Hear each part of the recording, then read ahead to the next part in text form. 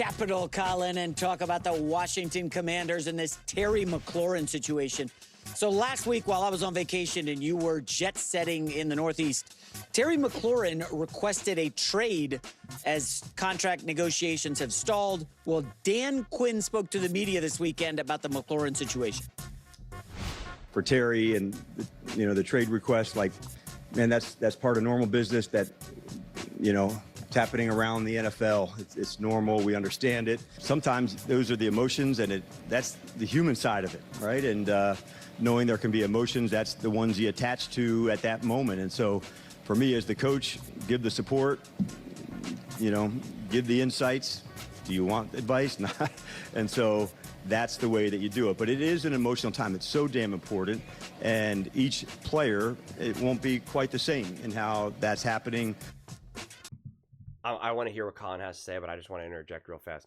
That is a definition of a word salad right there. That is like Dan Quinn just being like, like you could tell that is just like not what he is comfortable with right now, which kind of signals to me that like it's so much messier than anyone would want it to be, honestly. Well, I think we both liked the Debo move. In fact, we had said before they acquired Debo, Debo would be the perfect chess piece for Kingsbury and Jaden Daniels. The downside to that is, as long as you take care of crazy productive Terry McLaurin. Yeah, I mean, this one feels like, and I don't side with the players in all cases, this feels like you got to take care of McLaurin, because it also sends a message to young players. Dude, you're going to pay the new guy and not the most dependable guy in the locker room for 4 straight years. Yeah, I mean, Colin, we could go back 10, 15 years. Players hold out all the time. They want their contract. And eventually it gets done. It might be right before the season. Darrelle Revis of my Jets, I'm sure you remember back in the day, it was ugly. Oh, my gosh, how did we lose him? It's fine. He's playing. He's an all-pro. Myles Garrett with the Browns. Remember, not that far long ago. I'm holding out. I demand a trade. Let's use 2 franchises that have done nothing for the last 20-plus years as a reference point as to how a well-run team should operate. No.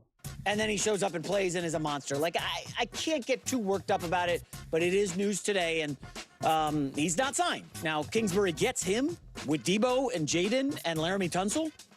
I don't see how Washington can't be in the mix to maybe go to the Super Bowl from the NFC. Well, of course they're in the mix to go into the Super Bowl. They were in the mix last year to go to the Super Bowl. I actually I was going to turn this into a separate clip, but I'll just add it on to here. I usually try to keep the clips kind of separate. But I love the energy that Dan Orlovsky brought to this thing. And I'm not going to say that I 100% agree with him. And this is one of the rare occurrences where I've actually heard the clip before I played it. So, I like what Dan Orlovsky had to say here. So this is Dan Orlovsky on First Take with ESPN. You can't trade him. This is one of the dumbest things that has been a part of the NFL this offseason. It ain't that hard. Respectfully, Washington, you were a dumpster fire for years. You were a laughingstock. The only thing good about your organization was that young man. Every year he did it. Year after year after year for 5 or 6 years with disaster all around you. You were the only reason why anyone spoke somewhat positively about your organization. If you don't have him, you erase everything that you did last year. Everything that you did. And I'm being respectful to Dan Quinn and Adam Peters and what they did last year. You need him. Give me receivers that impact winning. Impact winning as much or if not more than Terry McLaurin. I'll give you Jamar. I'll give you Justin, Amon-Ra St. Brown. This guy, he impacts winning. This is a team that had 6 fourth-quarter comebacks, was ridiculous on 4th down. What are we doing in Washington? You finally have some good.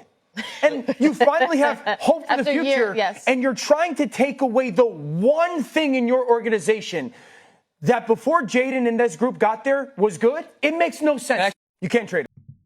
Yeah. And I think there's a tremendous amount of truth there, what Orlovsky's saying there. It's tough. When you have someone as special and as great as Jaden Daniels is, you start to kind of have this belief of well, it was all Jaden Daniels why we made those comebacks. It was 100% Jaden Daniels. No one else, right? And he's obviously the quarterback. He's obviously the most important. and you can kind of start to downplay the impact of the other players around Jaden. And we do this a lot, especially most notably with like Andy Reid and Patrick Mahomes and the Kansas City Chiefs and any of their comebacks or big special moments. We kind of downplay the pieces around you. And if this was Jaden Daniels a few years into his career, then I would be so much more okay with them just having a little bit more interchangeable parts here, especially with the continuity of Cliff Kingsbury as well. But we see this again and again and again, that like you still need some great pieces around you to truly be as special as we believe any individual quarterback to be. And I believe Jaden Daniels will still be great, still be elite, still be special if Terry McLaurin is there or not there. But it's no doubt that he will obviously be significantly better with Terry McLaurin there. And it puts you in a significantly better situation to have those moments when you're coming from behind. You know, whatever, where any of the magical highlight reels that Jaden Daniels will bring throughout his career, especially in year 2. I talk about this all the time. I am such a firm believer in this, you know, what I always just refer to as continuity. And especially earlier on in someone's career, it's a little bit different when Patrick Mahomes or Josh Allen or Lamar or Joe Burrow, any of these guys are like year 4, year 5, year 6. Like, it's just a little bit different. But year 2, I mean, you're still so young. You're still figuring stuff out, especially because what happens after year 1 to year 2, a big thing that happens is like, you think you figured it out now because you're like, oh yeah, I did it. I played all these teams. Like, I've already played the Eagles 3 times now. Like, I've been at the Link before. I've been to Dallas. Like, you start to feel like, yeah, I've been there. I played Lamar and the Ravens. Like, I've did it. I've had my highs. Oh my God, I'm amazing. Oh man, I got rocked this game. I got injured. I got banged up. Like, it kind of feels like you did everything. And you kind of feel like that's kind of how year 2 and year 3. And I just think Tom Brady said it best when he was just like, man, it took me like 10 plus years before I finally felt like I've seen everything a defense can throw at me. And at the same time, he also said, you know, like I reached a point where I thought the NFL was easy. You know, I just thought winning Super Bowls was easy. And I thought that I was just going to keep going and keep winning. And then it like didn't happen. And that's Tom Brady. And so all these quarterbacks, all these players kind of go through that same, you know, similar experience. Even Jaden Daniels, no matter how good of a head on your shoulders you have on you. It's just part of it, part of the experience. And so having his number 1 piece in Terry McLaurin, and also someone who's fundamentally a great leader and a great person, a great culture piece within the locker room, is so crucial. Debo is not that. Debo is an amazing piece on the field, and I'm excited to see what they'll be able to do with Jaden and with Cliff. Like, I'm so excited for that. But like, Terry McLaurin is the guy, is the person, is the man. When he talks, people will listen in that locker room. Debo at this point of his career, like, he's not demanding that. He's just not gonna get that same energy. He's just not. And I don't blame a locker room for reacting that way. And I still think there could be like a legitimate question mark around Debo. Let's not pretend like Debo's at his peak powers right now. And I've always said, like, the way how Debo really shines is by making sure you have Terry McLaurin there. That like that's like he needs to be an addition, not a replacement. And I get on one side it's like part of business and this, and I've already discussed this a handful, especially most recently with the Dallas Cowboys and Micah Parsons, because Jerry Jones is like, oh, it's part of the business and this that. And it's just like, it's not necessarily how well-run franchises typically operate. Of course, it's guaranteed to happen to any franchise, even the best-run franchise. Like, you're still going to have some of these kind of issues will at one point or another rise. But like, this is not the time. You're trying to do everything you can to really build off of what you were able to build last season. And that's kind of what Orlovsky was talking about. Like, this erases that. Like, you have this momentum, you have this foundation, this jumping off point that you effectively erase. And if Terry McLaurin's gone, the Commanders will still win. They'll still be great. They'll still be competitive. They can still be contenders in their own right. but you have the potential for it to be different. And the example that I always like to use is, it's like if you had Tyreek Hill and Travis Kelce, and you had 2018 with the Chiefs, and then you go into 2019, and now Tyreek Hill wants to leave, and you're just like, you don't want that. You don't want that energy right now. You don't want that culture. And then if Tyreek Hill actually leaves, and now it's just Mahomes and Kelce, we know Mahomes and Kelce are great together, especially at that point when Kelce was in his true prime. But like, it's a lot easier when Tyreek Hill's there, and we know even just offensively, they can run the offense a lot better. They've been trying to replace Tyreek Hill with like Rashee Rice, Xavier Worth. Like, they've been trying their best. And they've been on, and that's been, that's why the defense has been able to carry them so much and really help them get across the rocky waters. And the Commanders don't necessarily have that right now. If Dan Quinn has now been the coach for a few years and he's really been able to build an awesome defense, and even if last year we saw, dude, that was a top 3 defense in the NFL, and now they got a couple more draft picks and in free agency, like, dude, this defense is going to be balling with Dan Quinn in year 2. Like, we don't have that sense. I believe the defense is going to be legitimately better, but like, there's no real strong sense of, we're like, dude, this defense, it's just going to be suffocating. If you had that, you'd feel a little bit better. You'd feel a little bit more versatile. But like I keep saying, if you were willing to make some of these moves, then it had to have been done before the draft. And then you would have made different decisions.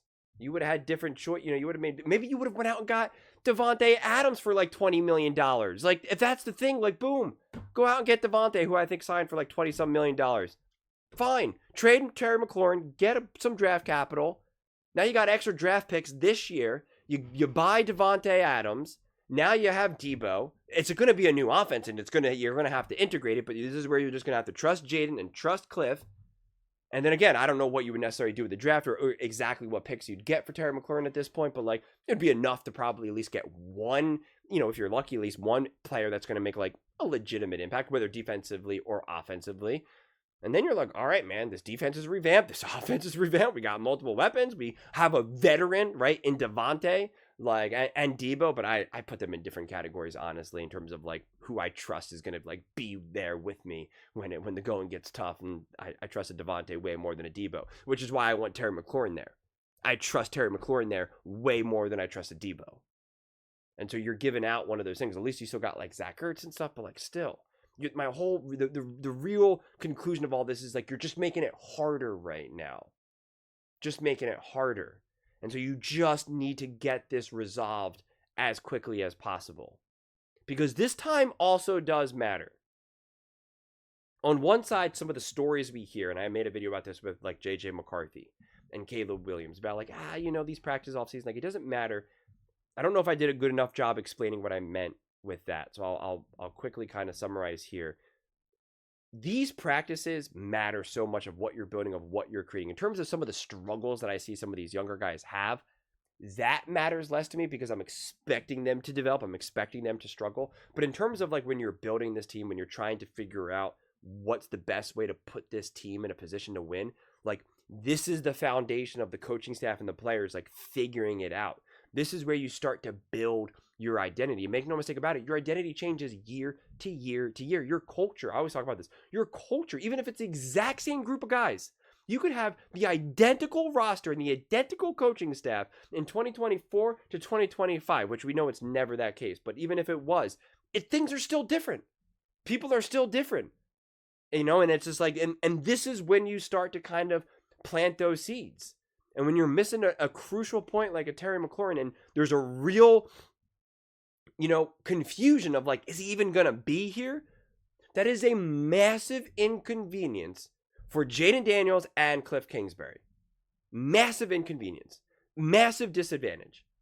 Because they're not able to really start to build what they're looking to build, to get practice, to kind of get reacquainted with one another. And for Cliff Kingsbury, he's like, what am I looking to do here offensively right now? What are the plays that I want to run? What are the schemes?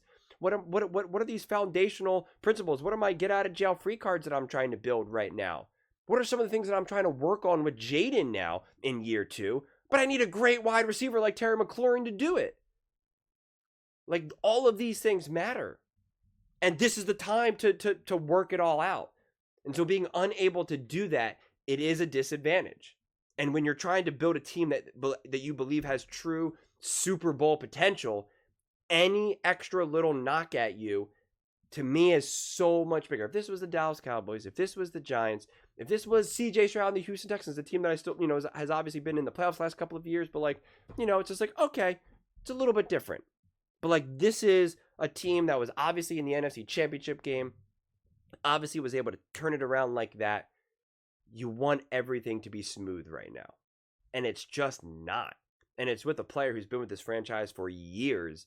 And now you're in this weird situation where even the fan base itself, like, it's interesting because you have majority of the fans seem to be like, no, we want Terry, run Terry. But you definitely start to have other people kind of come out there where they're just like, nah, he's got to play. He's under contract. We have the leverage. He has no leverage. He's 30. What are the odds of him being great over these next couple of years? And you start to like turn on your guy.